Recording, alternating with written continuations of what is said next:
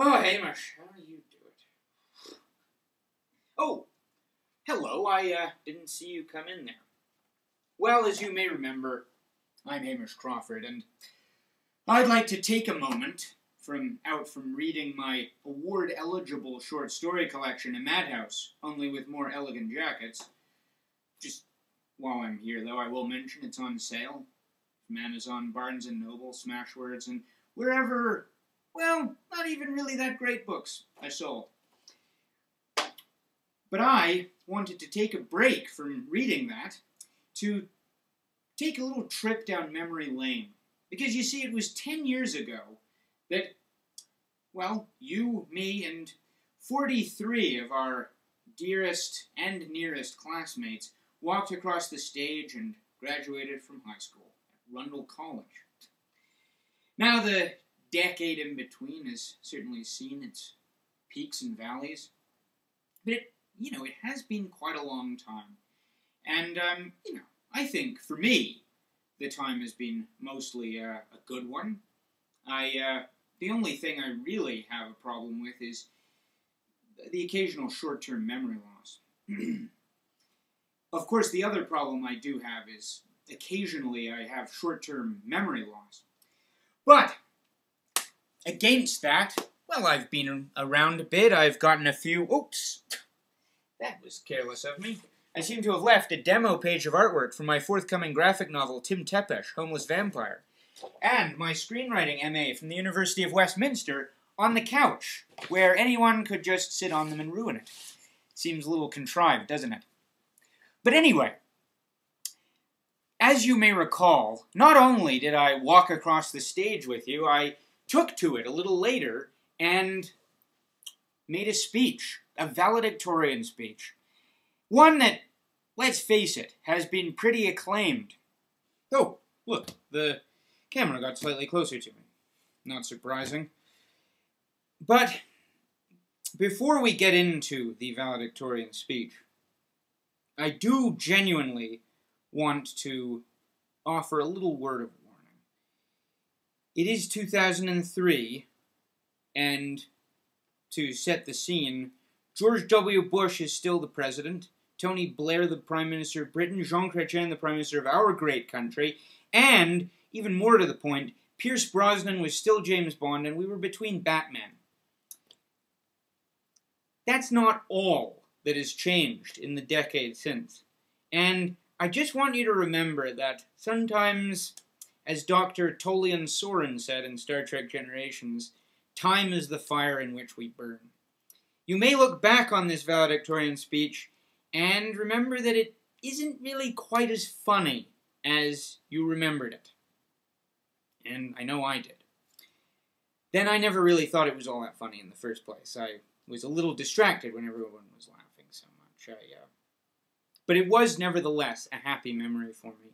I mean, and I thought I was just imagining it because I did take quite a lot of hallucinogens the morning of the speech.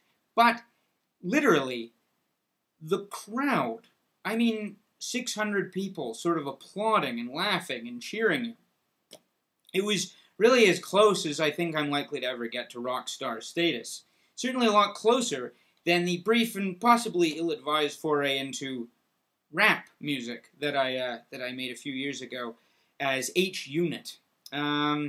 Really not a move many people were ready for at the time. But anyway, I do hope that you do enjoy it, and remember it is a product of its time, and, there are parts that don't make any sense to me now.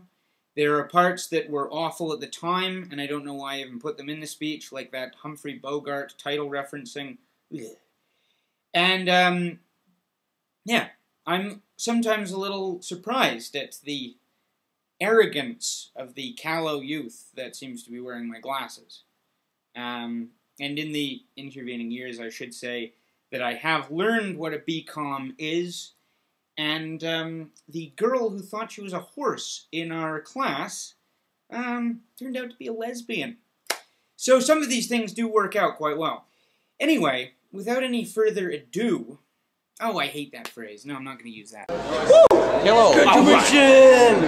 How's graduation treating you so far? Oh, you know, it's good. Yeah. Yeah, I'm still short. Liking it. You know, getting a little excited. Nice. Touch, you know. Let's try to figure out what this thing on. Do what we should do together? Excuse me. That look great. Yeah, I think that looks right.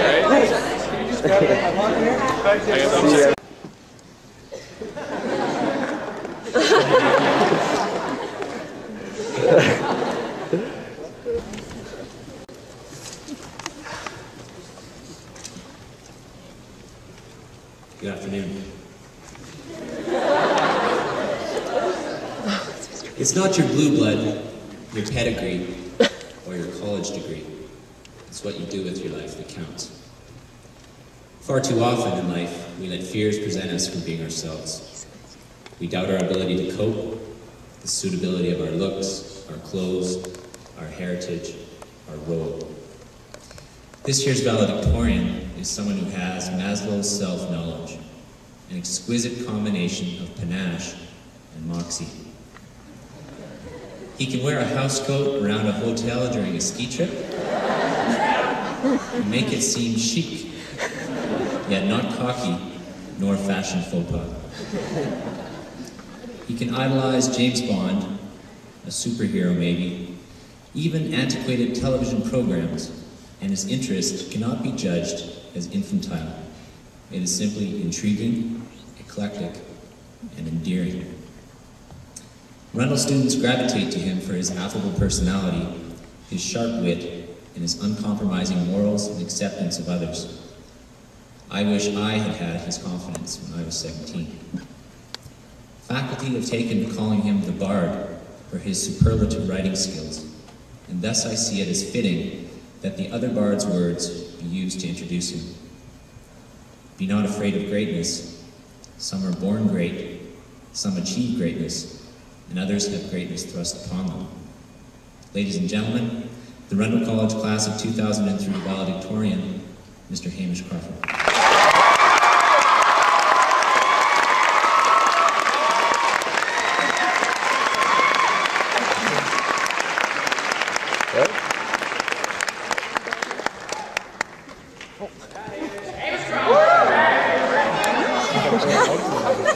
Thank you very much. So, here we are, to coin a much overused cliche, at a crossroads, a fork in the road. It's a particularly interesting one especially one realizes that my speaking to you marks an apotheosis. So I have many things to do in this valedictorian speech. I mean, I could just say, good day, good luck, and goodbye. It has a nice epigrammatic ring to it. And if you remember these graduation ceremonies in the past, there have been many occasions where you just want to jump up on stage and yell, "Oh, just shut up, you stupid git!" I mean, let's face it, some of these ceremonies have rivaled the director's cut of Pearl Harbor for sheer buttock-clenching tedium.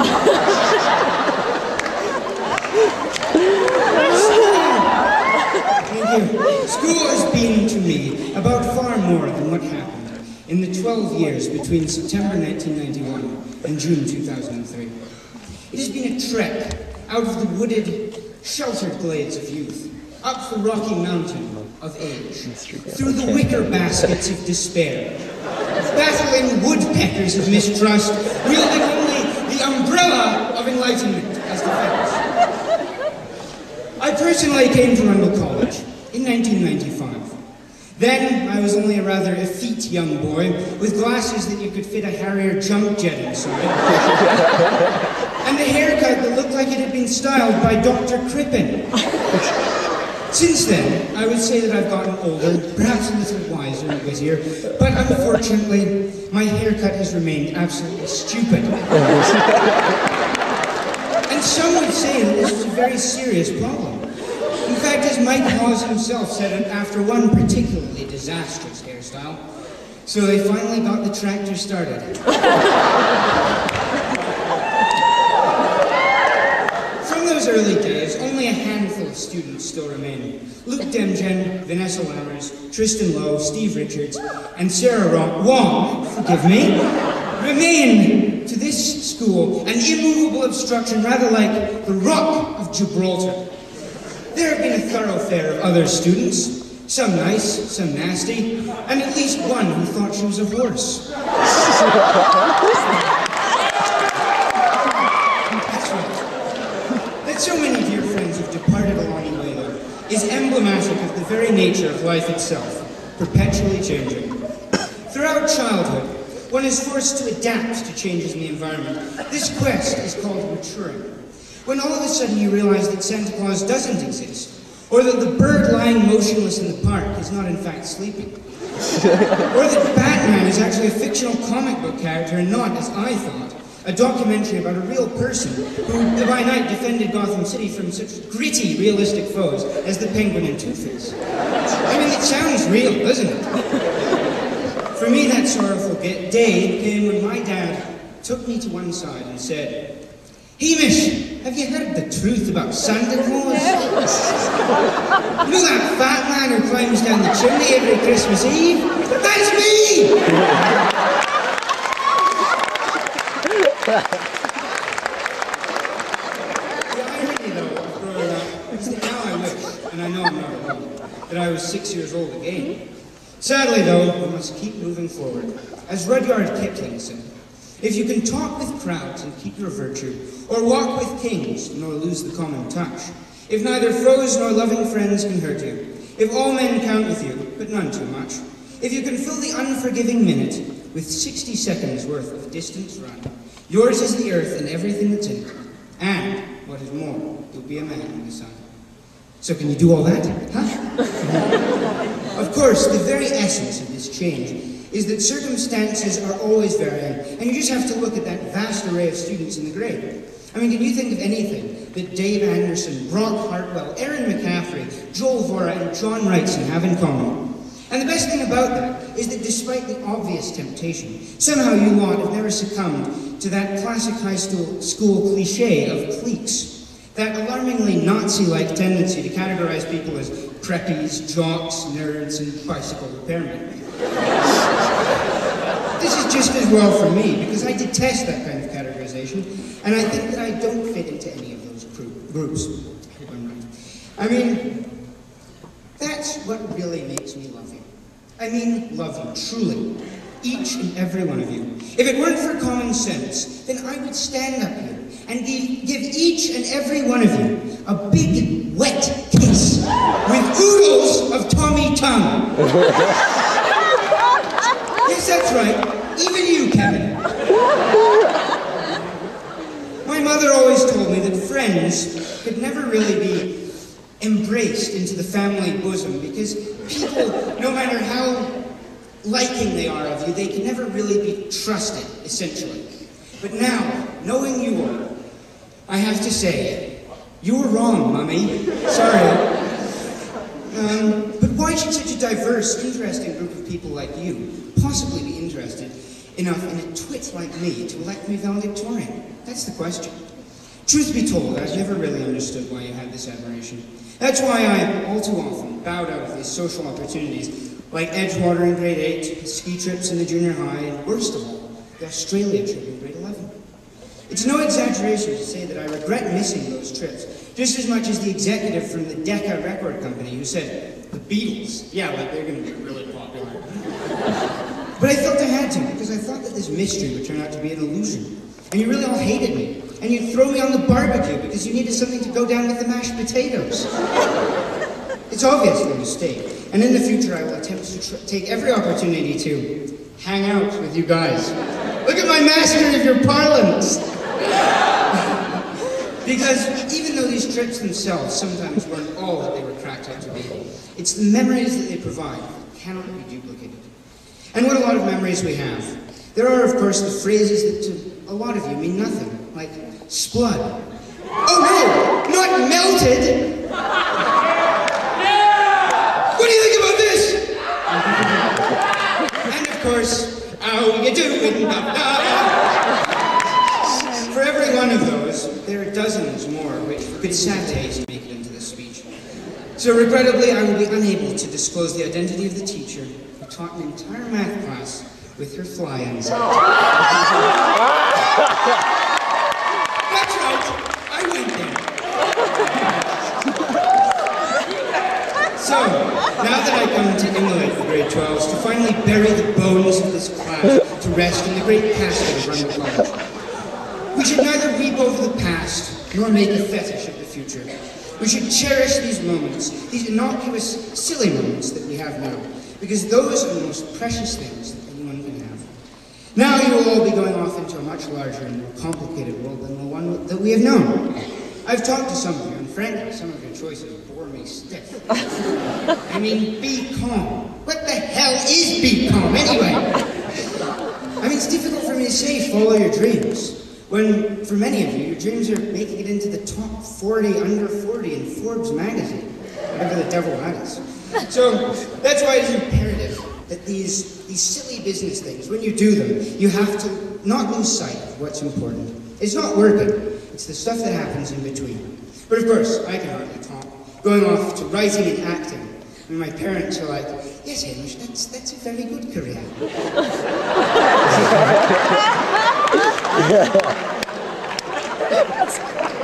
Many of you have complained over the years about Rundle College. The monolithic conformity, its ridiculous rules, even Mr. Bridle's Velcro shoes.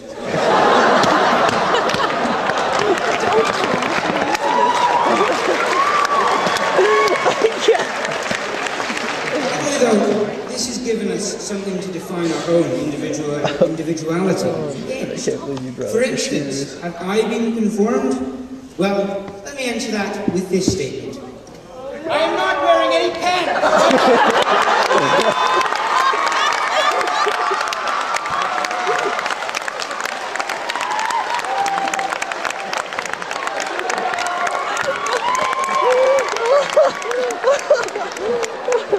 Oh, I wish I got that. Oh my god. So to conclude, why not take a leaf from Doctor Who, my favorite fictional character? One day I shall come back. Yes, one day I shall come back. Until then, there must be no regrets, no tears, no anxieties.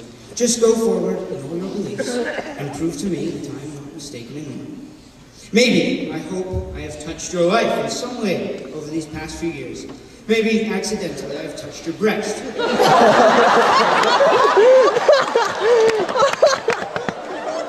certainly hope, though, that I can see all of you in the future. But even if that does not materialize, well, we'll always have parents, I'm afraid. So here's looking at you, kid. And as time goes by, I hope you'll remember me, be it as a friend, an enemy, or merely the buffoon who talked to a water fountain. It thrills me now to think that this, everything that we have here right now, will always stay alive in the memories of who we were. I love you all, and you always have my never-ending faith. Bon voyage, bottoms up.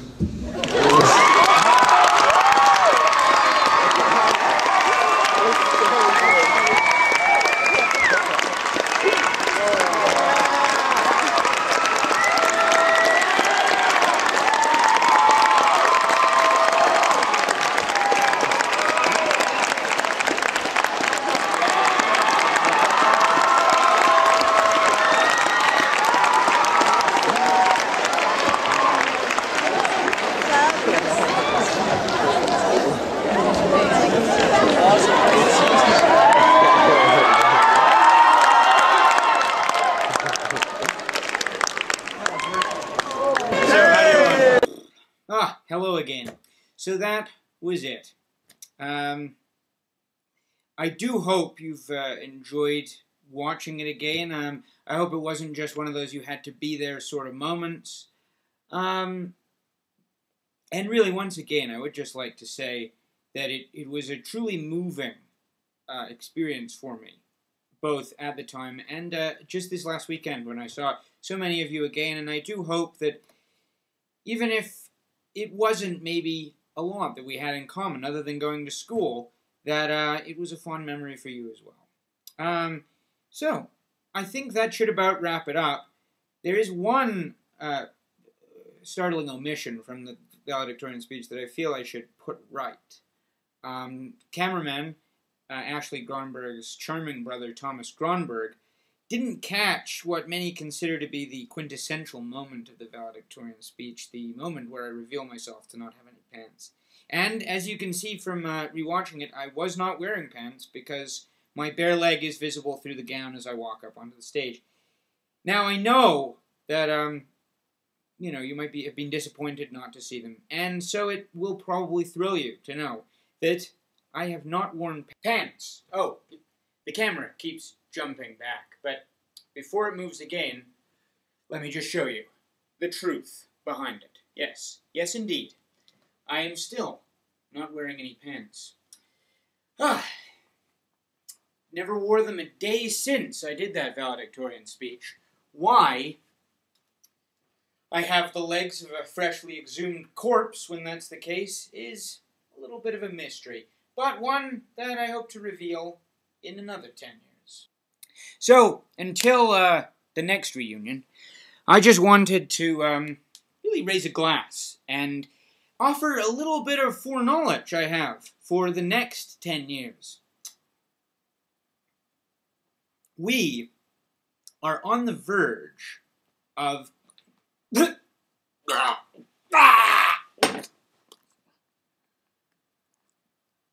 Okay, we're good, right?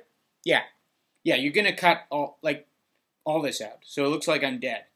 Yeah, it's a tax thing. I need to be dead. And we certainly don't want to end it with, just a glimpse of my bare legs and these boxer shorts hiked up, like that. So yeah, just promise me you'll edit that whole thing out, and, we're good. All right. Thank you for doing this for me, Mr. Spielberg. Yeah. See you later.